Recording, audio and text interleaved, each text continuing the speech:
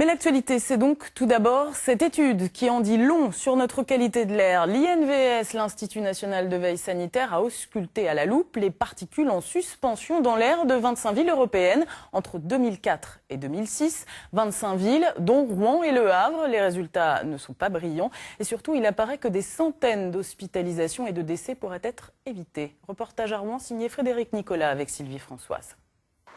Quand on parle pollution de l'air avec les Rouennais, le constat est sans appel. La pollution aux particules, ils la vivent au quotidien. Je travaille sur Petit-Quevilly, donc à côté de la grande paroisse. Donc effectivement, des fois il y a certaines odeurs, c'est pas terrible. Ça me dérange. Quand je sors de Rouen et que je rentre à Rouen, je sens la pollution nettement, quoi. À Rouen comme au Havre, cette pollution a plusieurs causes. Les fumées des usines, bien sûr, le chauffage au bois ou encore les particules fines qui se dégagent des moteurs diesel. Dans les deux agglomérations, les valeurs recommandées par l'Organisation mondiale de la santé sont dépassées. Résultat, des dizaines de morts en plus chaque année. On pourrait gagner à peu près une centaine de décès qui pourraient être évités à Rouen si on respectait la valeur guide de l'OMS pour les particules. Et au Havre, une cinquantaine de décès, la zone d'étude du Havre étant plus petite que celle de Rouen. On peut traduire ça en termes d'espérance de vie. Pour une personne qui a 30 ans aujourd'hui, elle pourrait gagner 3 à 4 mois d'espérance de vie pour chaque personne.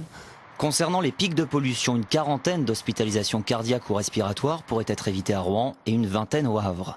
Pour améliorer ces données, il faut bien sûr changer ses habitudes et notamment privilégier les transports en commun. Autre piste à Rouen, éloigner les poids lourds qui transitent par le centre-ville. Le contournement ouest derrière nous avec le pont Flaubert, c'est déjà fait. Reste la rocade est entre Quincampoix et Beauce. Sur cette question, politique et riverains doivent se mettre d'accord. Mais déplacer le trafic à l'est changerait-il vraiment la donne ? La circulation apporte des pollutions, en particulier des dioxydes d'azote et des particules en suspension. Quand un poids lourd roule, il émet de la pollution, alors il va l'émettre effectivement là où il est. La pollution, c'est complexe, d'autant que les capteurs utilisés pour cette étude mesurent dans sa globalité la pollution et non à la sortie des pots d'échappement. Si c'était le cas, les chiffres seraient encore plus inquiétants.